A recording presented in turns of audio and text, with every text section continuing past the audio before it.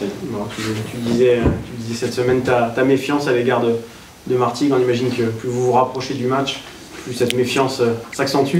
Alors c'est plus méfiance, mais vigilance comme à chaque adversaire qu'on reçoit. On étudie les forces et les faiblesses de l'adversaire. On en a discuté ensemble puisque je connais bien cette équipe de Martigues qui a réalisé 2 très bonnes saisons en nationale, voilà, qui a réalisé un super parcours. Ils ont changé d'entraîneur, donc c'est Thierry Lauré qui est un entraîneur très expérimenté, qui connaît bien la division, qui a pris les rênes de cette équipe.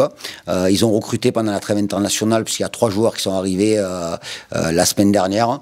Ils sortent d'un match à l'extérieur où ils ont été efficaces à Annecy, puisqu'ils ont gagné à Annecy. Après, on va pas parler des matchs à domicile, c'est un contexte un peu particulier pour Martigues, mais effectivement, une équipe alors je suis pas méfiant, je suis juste en vigilance, et le groupe doit être en vigilance et en éveil par rapport à cet adversaire. Et Thierry Lauré, c'est un entraîneur qui connaît le Noustocan, qui sait aussi le... Ouais, Thierry Lauré, il connaît beaucoup de stades. Il a fait de très belles aventures avec le Gazélec, avec Strasbourg. C'est un entraîneur qu'on ne présente pas, donc c'est une équipe et un groupe dont on se méfie. Alors, au niveau, malheureusement, l'effectif n'est pas complet.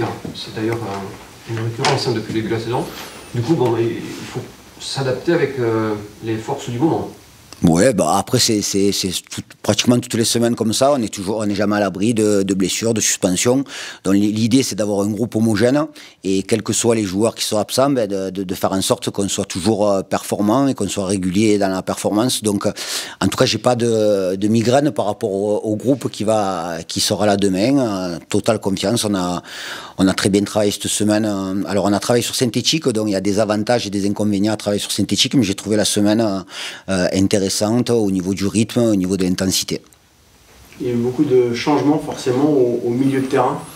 C'est particulier pour toi, pour imprimer ton style? Non, parce que c'est des joueurs qui ont quand même des profils qui se ressemblent un peu. Voilà, donc pas de soucis par rapport à ça.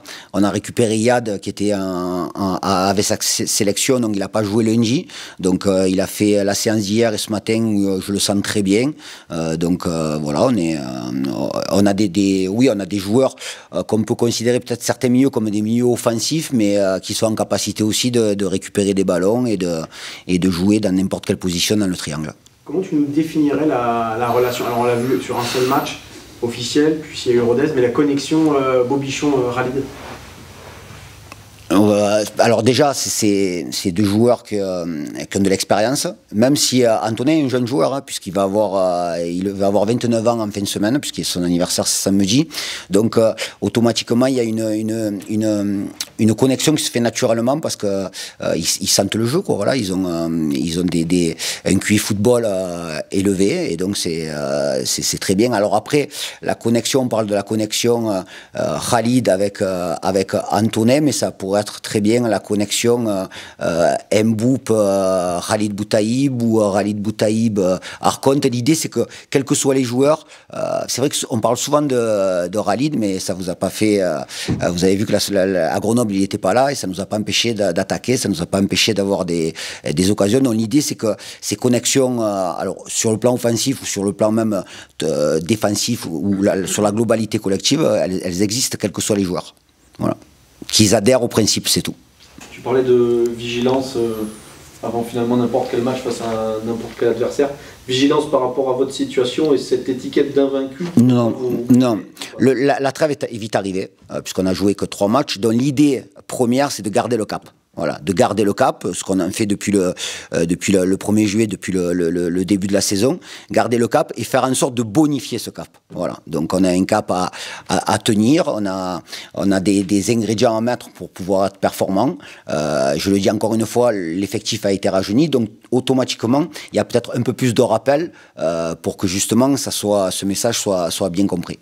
Justement, invaincu, ça vous donne droit à rien pour la suite à partir de maintenant? Ah non, il n'y a pas de. Aujourd'hui, on n'a pas eu de bonus. On n'a fait que 3 matchs en plus. Donc, on sera à la 14e journée. Je dirais, bon, mais c'est bien. Mais là, c'est très difficile de tirer des enseignements sur 3 matchs. Je le dis, c'est important.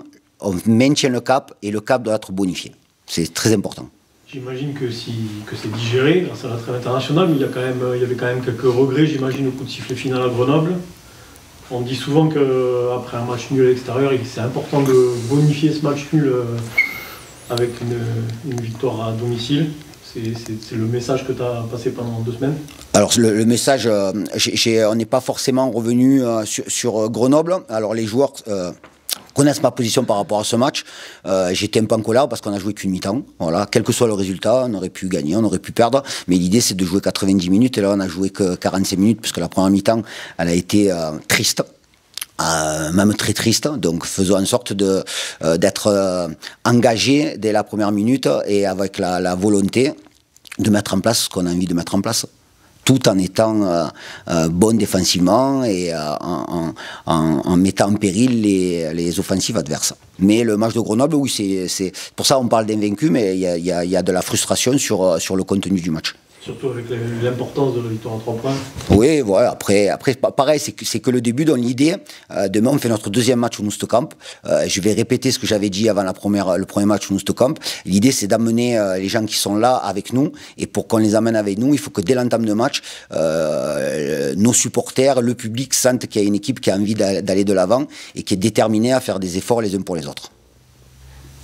Comment vous avez dû en discuter? Comment expliquer que la première mi-temps était aussi triste? Il y avait quoi, une forme de crainte de se livrer? Non, pas de crainte de se livrer. Après, le rythme n'était pas exceptionnel, que ce soit de notre côté ou du côté grenoblois. Le contexte était très particulier parce que ça vous a pas échappé, vous qui l'avez regardé à la télé, qu'il y avait des lasers dans tous les sens. Il y avait un peu une espèce de chape de plomb et on n'a pas réussi à se mettre dedans. Et le paradoxe, c'est qu'il a fallu attendre que Grenoble ouvre le score pour que vraiment on sente l'équipe qui se soit mobilisée et qui ait fait du jeu, quoi. Donc l'idée, c'est de pouvoir être dans l'action et pas la réaction. Mais c'est des choses qu'on répète assez souvent avant un match, mais c'est d'être actif et proactif, voilà.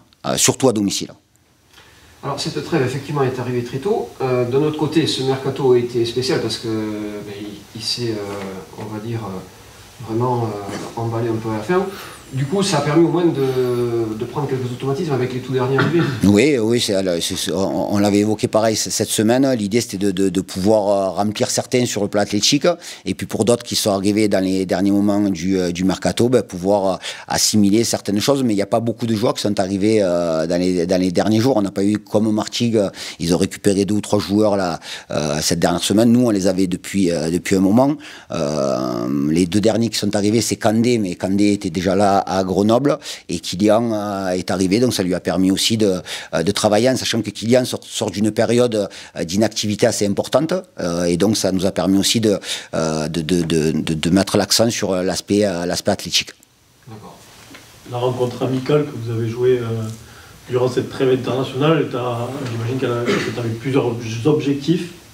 Ils ont tous été remplis. 3 objectifs. 90 minutes Boutaïb, 90 minutes Kanté. Et le 3e objectif, c'était aussi de faire jouer Tao Paradowski, qui a joué 70 minutes. Il a joué que 70 minutes parce qu'il était prévu qu'il joue avec la réserve samedi dernier. Donc c'est pour ça que c'est Ismaël qui a terminé le match. Et donc les objectifs ont été atteints en termes de charge de travail. Voilà, ce match-là, c'était une séance d'entraînement. J'étais très étonné qu'il y ait de la communication parce qu'au départ, très sincèrement, avec mon homologue, on avait décidé de ne pas communiquer sur ce match, ni résultat, ni score. Je pense que c'est la com de Rodez qui est passée à travers. Parce qu'ils avaient vraiment chaud sur leur victoire. Écoute, c'est tant mieux pour eux. Un petit mot par rapport à l'équipe B, donc Jean-Albert Evans qui est dans le groupe certaines semaines là, donc a joué un poste plus offensif que d'habitude. Ouais. Est-ce que ça peut être une piste pour la suite pour lui? Je considère Evans comme un joueur. On peut le considérer comme piston, même si j'aime pas trop ce terme-là de piston. Pour moi, un latéral, ça peut jouer à 3 ou à 4. Effectivement, il a joué un peu plus haut la semaine dernière, un peu plus haut parce que derrière lui, il y avait Joseph Kaloulou qui jouait aussi latéral gauche. L'idée, c'était de les voir tous les deux pour permettre aussi à Joseph de pouvoir dédoubler, pouvoir se projeter en confiant à Evans un rôle de couverture. Il a été bon aussi, Evans, on connaît sa situation. Il sort d'une longue période d'inactivité. Il a fait 2 matchs avec la réserve et j'ai discuté avec lui. Faire un bon match avec la réserve, c'est être décisif et c'est ce qu'il a fait puisqu'il a marqué, il a été passeur décisif. Donc s'il est dans le groupe aujourd'hui, c'est qu'il a donné satisfaction la semaine dernière à Bonneroire. et ça offre une palette de plus, le fait de pouvoir éventuellement le mettre un peu plus haut. Oui, ça offre, c'est une palette de plus, en sachant qu'à ce poste-là, il y a beaucoup de concurrence. Donc après, les joueurs qui apparaissent dans le groupe aujourd'hui, il faut qu'ils fassent en sorte de me donner mal à la tête à moi, parce qu'il y en a certains qui vont revenir, et c'est tout simple, ça s'appelle l'émulation. Justement, par rapport à ça, je sais que tu vas déjà me répondre que ça fait partie de ton métier, mais ces absences qui, j'ai pas envie de dire qu'elles s'accumulent, parce qu'elles se relayent, elles t'obligent sans cesse à modeler, je pense notamment au milieu de terrain, parce que je pense que tu vas aligner demain un 4e milieu de terrain différent depuis le début du championnat. Ou pas. Comment tu ressens ça? Parce qu'on connaît l'importance en début de saison de mettre en place des circuits précis, etc. Chaque difficulté, ça c'est une opportunité aussi. Donc ça permet aussi que tous les joueurs qui peuvent jouer, alors là on parle des milieux de terrain, puissent être connectés à l'équipe, au principe, on sait qu'on a besoin de tout le monde. Voilà, on sait qu'on a besoin de tout le monde. Là, effectivement, on a eu quelques blessés, ça vous a pas échappé, on a pris quelques cartons aussi.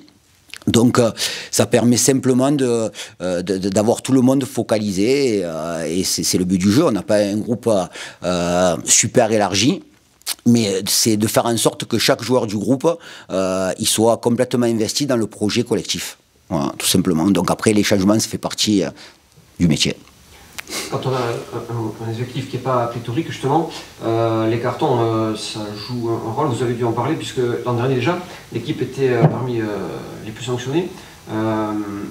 J'imagine qu'il y a un travail, on va dire, presque au quotidien, pour sensibiliser les joueurs là-dessus. Il y a deux sortes de cartons, les cartons dans le jeu, et puis après des cartons où émotionnellement il faut faire preuve d'un peu plus de maîtrise. Le paradoxe, c'est que le dernier carton qu'on a pris, c'est Khalid Boutaïb. Donc en termes d'expérience, il sait ce que c'est, mais voilà, après quand on parle d'effectifs pas pléthoriques, on a un effectif tout à fait cohérent. C'est-à-dire on n'a pas 16 joueurs, hein, on a 24 joueurs, on a des jeunes qui sont là, donc il y a un groupe qui est constitué, et c'est le jeu aussi d'avoir de temps en temps des joueurs absents, des joueurs qui sont pas performants. Et l'idée aussi, vous parlez de Kaloulou. Kaloulou, en début d'année, il n'était pas avec nous. Il a intégré le groupe une semaine avant le match de Clermont. Depuis, il est là. Parce qu'au quotidien, il fait des matchs intéressants, il fait des entraînements intéressants, des matchs intéressants. Et après, s'il y a un jeune joueur qui apparaît dans le groupe et performant, il n'y a pas de raison de l'enlever. Merci. Merci Nico. Bon, c'est l'heure du retour à la compétition. Ça a démangé un petit peu, il y a eu ta suspension, la trêve internationale. Ouais, j'ai envie de dire enfin, ça va faire du bien de retrouver la compétition. C'est vrai que la suspension combinée à la week-end de trêve internationale, ça va faire un petit moment que j'ai pas joué en compétition. Tu l'as vécu comment cette suspension?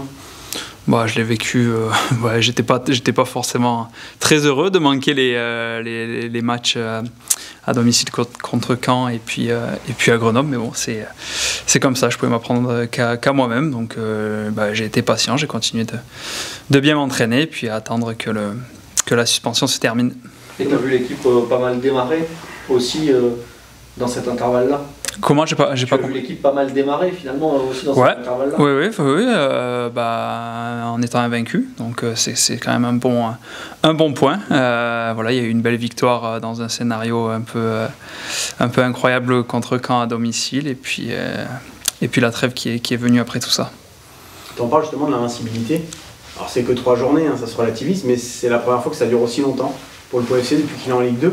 Vous commencez à en parler entre vous de ça, et ça vous... Non, pas vraiment. Après oui, effectivement, ça peut être un petit challenge pour le club de poursuivre cette série-là. Ce serait toujours intéressant, forcément. Donc c'est quelque chose de bien, et j'ai envie de dire à essayer de poursuivre dans ce sens-là. Le coach me disait que vous avez fait un discours dès mardi dans le vestiaire, ce qui était plutôt rare. Que ça soit aussitôt avant le match. Tu l'as ressenti, tu l'as vécu comment? Voilà, il a essayé de nous faire passer ce message-là, que justement on était invaincus, que les joueurs qui étaient en sélection étaient aussi invaincus à ce moment-là, au moment où il a pris la parole. Donc voilà, c'était quelque chose à cultiver, essayer de garder, et puis pour nous remettre aussi, je pense, dedans, comme il y a eu la coupure, de bien rebasculer avec ce match de vendredi soir en tête. Sur un plan un peu perso, il y a eu un petit match amical contre Rodez qui t'a fait du bien? Oui, bah forcément, il n'y a rien qui remplace le match. Donc les entraînements, c'est bien, mais pour retrouver le rythme, il y a pas mieux que les matchs. Donc c'était aussi dans ce sens-là pour pas mal de joueurs. On a pu retrouver du rythme de match, et ça a été intéressant sur ce plan-là. Ouais. Sur ton premier match, le seul que tu as joué en Ligue de cette saison, tu avais fait une grosse performance athlétique. Comment tu t'es senti dans cet entrejeu sur cette première sortie sous les couleurs pavoises? Bah, plutôt bien. Déjà physiquement j'étais au point, donc ça aide. Ça aide forcément. Et puis voilà, c'était un premier match, mais il y avait quand même pas mal déjà de connexion, d'automatisme. Donc c'était vraiment sympa comme premier match. Et bon, malheureusement j'ai pas pu enchaîner ensuite. Tu es un des grands joueurs d'expérience de cette équipe avec Khalid.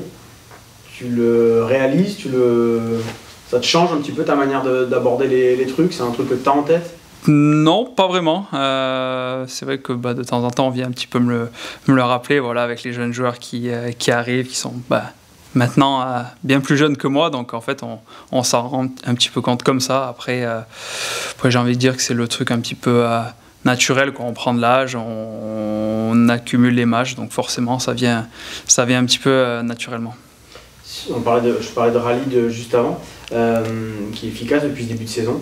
Tu peux me parler de ce coéquipier-là, de son registre, de son apport, de ce qu'il donne au collectif? Il apporte vraiment énormément de choses sur le terrain, mais aussi en dehors, de par son rôle, son expérience justement, son âge, toutes les choses qu'il a vécues aussi. Donc déjà dans le vestiaire, il a un rôle primordial, et puis ensuite oui, sur le terrain, c'est vraiment un joueur d'équipe. Il joue pour son partenaire dans ses déplacements, dans tout, dans ses remises. Quand il faut faire une passe, il va faire une passe. Quand il va falloir marquer, il va le faire. Je pense qu'il joue très juste, et je pense que c'est une de ses grandes qualités. C'est un attaquant qui joue comme un milieu? Ouais. Le coach n'hésite pas des fois à le faire redescendre un petit peu, parce qu'effectivement c'est vraiment un joueur d'équipe. Il sent le jeu, donc il a cette faculté-là à pouvoir jouer dans la densité, dans le milieu de terrain. Il est tout aussi à l'aise. Toi, tu te définis avec quel profil? Tu peux jouer soit un peu en 10, on va dire, soit côté gauche, c'est un peu ça?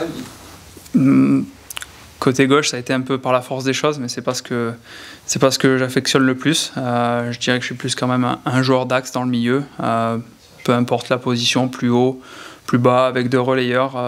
Je suis assez à l'aise sur les trois postes du milieu de terrain. Après, je suis plus un joueur à vocation technique, à jouer avec mes partenaires. Voilà, c'est un peu plus ça.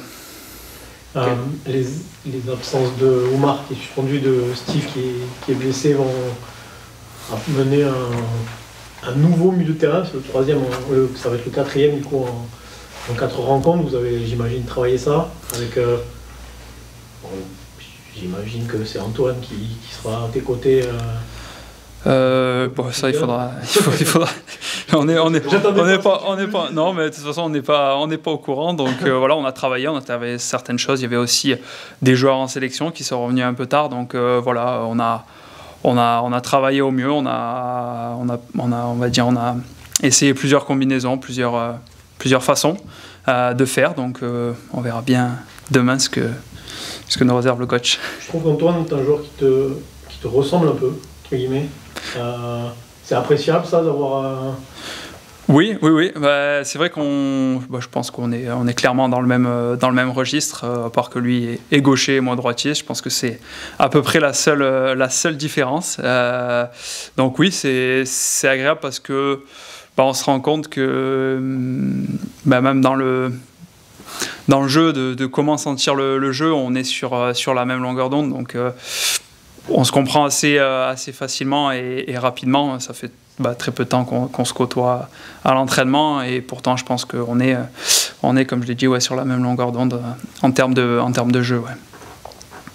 Quel regard tu portes sur ce championnat de Ligue 2 après 3 journées là? C'est difficile à dire après 3 journées. Après, moi je commence à le connaître un petit peu, donc je sais que c'est un championnat extrêmement serré. Ça s'est encore resserré cette année avec la nouvelle formule. On sait que c'est la bataille tous les week-ends, qu'il n'y a aucun match facile. Je pense que clairement tout le monde est capable de battre tout le monde dans ce championnat. Donc c'est évidemment tous les week-ends très disputés et très serré. Qu'est-ce qu'on peut dire sur cet adversaire, Martégal? Oui, je pense que c'est le truc typique de Ligue 2, une équipe qui monte de national. On pourrait penser peut-être que ce serait un match facile à domicile, mais ce sera loin d'être le cas. Ils ont fait une belle performance à Annecy, me semble, avec une belle victoire, donc on sait à quoi s'attendre, et on se méfie beaucoup de cette équipe, oui. Tu connaissais la région avant de venir ici ou pas du tout? Non, pas du tout. Pas du tout. Passé une petite semaine de vacances quand j'étais plus jeune avec mes parents, mais sinon pas beaucoup plus.